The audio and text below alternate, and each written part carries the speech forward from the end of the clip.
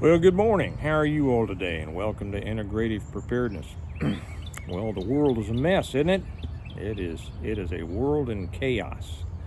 That's what I want to talk about today. Well, how that might affect you and what you might want to think about doing about it.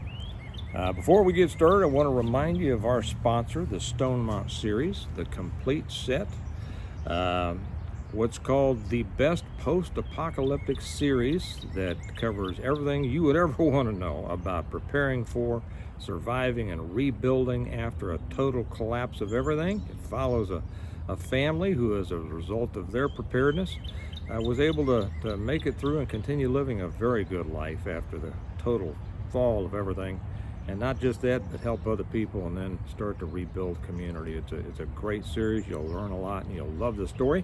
There's a couple of places you can get it, either through Amazon, and that link is right down below, but the better place to get it is through our website, stonemont.us. And when you do it that way, you can get it as a whole set, a whole series, which you can't do through Amazon. And you get it signed by the author, and when you do, and we give you a nice discount on it, because when you buy the whole set, we save a lot of money on postage and handling and shipping and everything like that. And so we pass that on to you. And then we also throw in the Stonemont notebook, which is it's cool. I use mine all the time. You'll love that one. So let's get back to this world in chaos. Grab yourself whatever you drink in the morning, and we'll get started after my first sip. Well, it's not my first sip of the day. It's my second cup. It's my first sip with you, so it's nice to be with you. Okay, we know everything that's going on, right?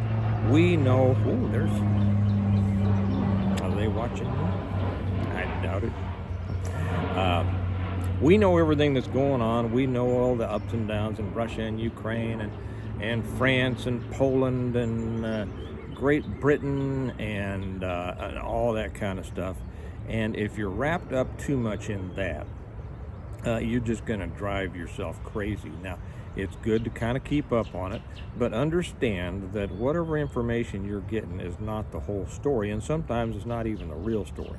So to allow yourself to be batted back and forth like a ping pong ball, one day up, one day down, that's not smart.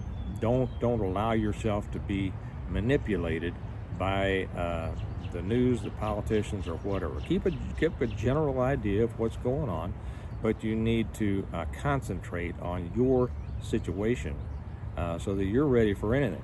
I'll tell you one thing that does concern me is this deal with the signal chat. Now, a lot of people, of course, the Democrats are trying to make great hay over it, and they're going to do that. But a lot of Republicans are, and I'm neither, certainly not a Democrat, but I don't align myself with any political party. I try to vote what's right, in my opinion. And I do support President Trump and almost everything that he's doing. I think he's doing a great job. But this signal chat situation does concern me, and a lot of people are trying to ice it over. And Hegseth is not admitting that there was any mistake made, as far as the last I saw. And Mike Waltz he says he takes responsibility but doesn't know how it happened. I'll say a couple of things about that. I was never a fan of Hegseth, to be honest. Even when he was on Fox, I find him he's probably a really smart guy, and he's probably a really nice guy. I'd probably hang out with him, probably have a good time. I have him over to the house and he'd be great. He'd probably fit in fairly well. But I've always found him to be a little bit, how should I say, up and down and up and down. One moment, kind of, all big-eyed and happy and stuff like that, and then the next point, almost too serious. He doesn't have that stability. That it doesn't seem. Now, I can't see inside the man. I don't know, his emotional state or whatever, but he doesn't display a steadiness that I like to see in a leader. Okay, and and I kind of questioned, and this was Trump's problem in his first administration, is the people that he selected. He selected some real bad ones. I was never a fan of John Kelly. I don't care if he was a Marine general. I was never a fan of Mattis. I know and I was never a fan of John Bolton, and we see that all of them stabbed Trump in the back. So I think this is Trump's weakness, that sometimes his selections aren't the best. And then he's got to replace one, and then another one. I don't know if that's going to happen here. But anyway, Hegseth I was not pleased with that one. I think there's probably a lot of people out there that might have been better, but that's just my opinion. Now, Mike Waltz, I always liked Mike Waltz, for the most part. When he'd come on, he's a congressman. He's former Army, Special Forces, as a matter of fact, and I always found him to be serious. But in this, I watched him on an interview, and he's the one that put together this signal group, and he doesn't know how this Jeffrey, whatever his name is, Goldberg, is that it? Jeffrey Goldberg, editor for what is that magazine that I don't read, The Atlantic. How did he get into this signal? Well, that makes me doubt a little bit about Waltz. Okay, if you're going to talk about, I've said this before, and this is a lesson to people who are concerned about surveillance, and would be on these message boards and things, and emails that they think are secure. If I wanted, if I was the government or any big place, with a gazillionaire, and I wanted to know what everybody was saying who didn't want me to know what they were saying, I would put together an email service, a message board, or whatever, and assure everybody. I would publicize it as, this is one that can't be hacked. This is encrypted end to end. We don't give your information to the government, and it only costs whatever, or it's free, and get on there, which is another giveaway. And then it would just draw everybody who doesn't want, their stuff being seen, and then I would just sit back as whatever, as the gazillionaire of the government, and just read all the stuff that people didn't want me to read, right? That's how I view these things like Signal. I understand it, but here's the thing: it's open source. It is supposed to be end-to-end encrypted. Don't believe that. Are you able to check that out for yourself? I'm not, and I wouldn't believe it. I wouldn't say anything on anything, except, when I would tell the real deep truth to somebody, in a basement, from my lips to their ears. That's how I know there are these super secret, well, they're not secret anymore, but you can be in a skiff, and there are places that you can seem more secure than others, but definitely not when you've put together a group where you're not face to face, and it's electronically transmitted. Okay? I think that was a little bit strange. Why do you go outside government communications systems to something like Signal and then start talking about stuff like this? Okay? And for whatever, he can't figure it out. He doesn't know how this guy got in. I don't know how he got in, he says.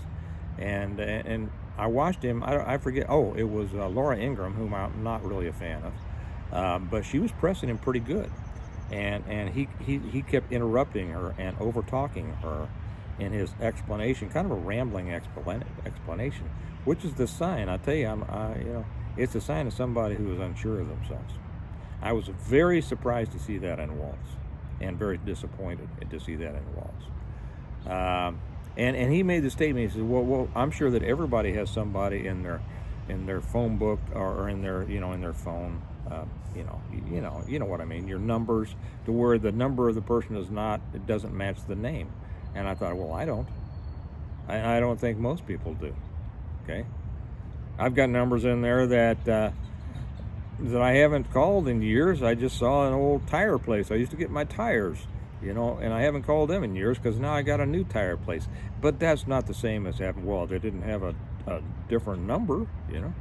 Okay, so I think that Waltz is pity-pattering around. I think he should be replaced.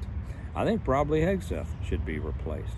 Okay, that's just me, but I'm kind of a hard ass on these things. I mean, one big mistake, it's easy for people to say, well, I take responsibility. Well, okay, you take responsibility, and too many people think that having said that is taking responsibility. It's not. You make a mistake like that, I think that's, I wouldn't doubt that we'll see Trump replace one or both of them. We will see. Okay, but that's a danger. That's a danger, and it's a lesson. Everything else that's going on as far as the economy and the border and all this, a lot of people are wound up and scared about the effects of the tariffs and what it's going to mean to the economy and all this. And again, as I've said in the last few videos, I see other channels out there talking about these things, and they're giving either wrong information or they are not understanding the information at all, because I just see them coming out with information that is totally different than what reality is. And so I want to warn you all against, I'm not saying don't watch who you want to, but I'm saying is that you have to be responsible for what you take in. Okay, and that, the lesson there is learn about this stuff yourself. Okay, it's your responsibility to understand this stuff, because if you just take what anybody tells you, including me, if you just take what I used to tell people that I would train. It's not true because Steve Smith says it is. Okay, Steve Smith says it is because Steve Smith has looked into it and has determined that, in his opinion, it's true. Do you see the difference there? But me saying it doesn't make it true. And so you check it out. And the same with other people, whether it's news or YouTube channels or whatever. And there's far too many people out there just swallowing all this crap, because I see it in some of my comments about, well, this is, we are in a depression, and no, we're not. And we're in a horrible recession, and no, we're not. And I know where that comes from. I know that you've heard that someplace else, and it's wrong. And so you need to be careful who you listen to and who you believe. But more importantly than that, you need to be the one who puts in the work and puts in the study and learns about these issues, so that you can't be misled by somebody else who may be well-meaning. Okay, but I'll tell you what, wrong information is no more right just because it's well-meaning, is it? Okay, and if it leads you down the wrong road, that's a road you're going to have to travel by yourself, and the ramifications of going down the wrong road can be serious. So be very careful about that. Now, when I talk about how are you going to let the chaos of the world, and the world is always chaotic. Just understand that. There's always going to be something going on that people are going to be trying to make hay over. And you can't let yourself be blown around in the wind like a little leaf, just depending on which way the latest breeze is blowing. You have to be in control, and you have to have a good foundation. Your foundation of your preparedness, foundation of your good judgment, foundation of your knowledge of situations and issues. Okay, and if you have that good foundation, and if you have good judgment, and hopefully you do, a lot of people just don't. A lot of people, sadly, this is too bad. I was going to say too many people just don't think for themselves, but I'll tell you the sadder part is a lot of people don't want to think for themselves. Okay, I know it's easier to follow, right? It's a lot easier to follow, like the lemmings, right off the cliff, and that's where you can end up. But just like preparedness or anything else worthwhile, understanding what's going on in the world means putting in the work to do that. So anyway, put in the work, understand what's going on, and then stop being affected by the daily trauma and drama.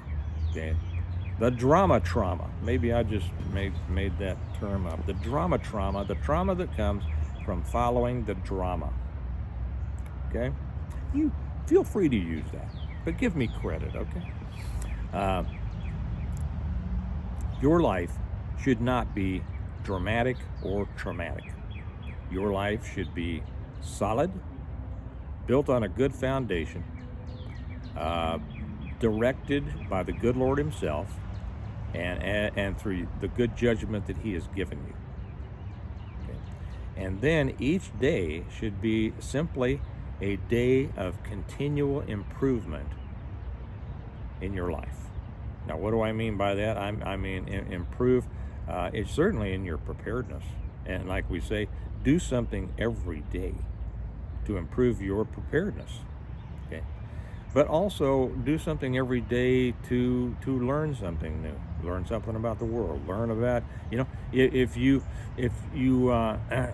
don't know about, whether to buy gold or not, don't take I'm not a proponent of precious metals. Okay, other people want to tell you to buy it all the time. Don't base your decision on anybody else. Figure it out. Study it. Should you buy precious metals? I don't, because I've studied it, and I have found that it is not, in my opinion, the best place to put assets. But anything else is also true. You need to learn. You're responsible for your decisions, and that means you're responsible for having the information on which your decisions are based. Does that make sense? So today's lesson, if we have daily lessons, today's lesson is, the world is a whirlwind. It's always going to be that. But when you're in a hurricane, you want to be in the eye, right? It doesn't matter what's whirling around you in the world. You need to be in the calm, and the calm is made by you. And the calm comes from, having an understanding that, and a historical understanding of it, that there will always be people in the world trying to manipulate you. And when it all comes crashing down, they're not going to be the ones coming to help, right? You listen to people tell you how horrible the world is, and it's the end of the world, and it's this and it's that, that's everything in the world. And you know what? When the bad things do happen, that next knock on your door is not going to be them. They're not showing up and go, okay, you listen to me, so I'm here to help. You are your help. Okay, you are your help, and the people that you have built around you in your circle, which hopefully it was built by your good judgment and includes other people with good judgment and the same senses of principles and responsibility that you have. And when you do that, life becomes far less traumatic, and becomes more fulfilling. And I always talk about that. Every day you have should be a day filled with joy. And sadly, a lot of people out in the preparedness world, their days are filled with fear. The Bible tells us, this is the day the Lord hath made. We will rejoice and be glad in it. Does it say, we're going to be scared to death, the sky is falling, chicken little, oh, no, what should I do? No. I've said this before, 365 times, one for every day, the Bible says, do not fear or do not be afraid. So get out from under the influence of those who want to make you afraid. Set your sights on responsible life decisions. Ask the Lord to guide you and do what he tells you. And you're going to be fine. On the back of the Stone Mountain Notebook, let me read you something here before I let you go. On the back of it, or on the front of it, actually, I'll just read this one. On the front of it, it says, commit thy works unto the Lord, and thy thoughts shall be established. And that means commit your work to the Lord, and your plans will succeed.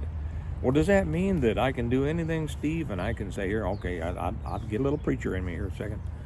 Does that mean, Steve, that if I want a mansion and a speedboat and a Maybach, and then I want those, and I'll just say, Lord, I'm committing them to you, and then I'll get them? No, it's not what it means at all. The first thing you do is to ask the good Lord to guide you. Every morning, it's the first thing I say. First prayer I say, Lord, be with me today, guide me according to your will, and use me for your purpose. And when you do that, then you commit your work to the Lord, and then your plans will succeed because it's his will. Okay? All right. I'll say something else on the back. There's another one. One of my other favorites is Psalm 127:1. You didn't know you were going to get a Bible lesson today, did you? But it's good. It says, except the Lord build a house, they labor in vain that build it. That's right. Except the Lord keep the city, the watchman waketh but in vain. That's just a way to say, if the Lord is not in your work is not going to be fruitful and successful the way you want it to be. Simple as that. So that's the lesson of today. The world is in chaos. It's going to always be in chaos. It's always been in chaos. It will always be in chaos. You need to create your own calm center and not let those winds that are whirling around you drive you like leaves on a fall day, okay? Because you're supposed to have a good life, and you got people depending on you, right? As a preparedness-minded person, you're responsible for yourself and for those who depend on you, right? Okay. So before I let you go, one more reminder: if you want the complete lesson on how to prepare, how to do it, how to think, how to survive a total collapse of everything, the chaos of the world, and how to rebuild in the right way. The Stonemont series, the reversion, the revival, the renewal, and appeal to heaven, the blessings of freedom, hostages to fortune, and the very latest one, On Wings Like Eagles. That's also from the Bible. But you will love the story, and you will learn more. You will find more answers than you knew you had questions, and you'll love it. Through Amazon, link down below, or the better way, through us, our website, stonemont.us. Then I get to sign them for you and write a note into you, and we give them to you at a discount because we save the money, we pass it on to you, and we stick this in for you too, and you'll love it all. So don't let the chaos of the world cause you trauma. I like that. I'm going to try to remember that and use it. Trauma. Okay? You're in charge of your life under the good Lord. Let him guide you. Do what he says. You're going to be fine. And you'll be able to not just have a fine life, but probably able to help others and be an example to others. Okay? All right. Remember, like we always say, we prepare well today in order to live well tomorrow. Now get out there and do something. Don't let that world affect you. And I'll talk to you later. Bye-bye.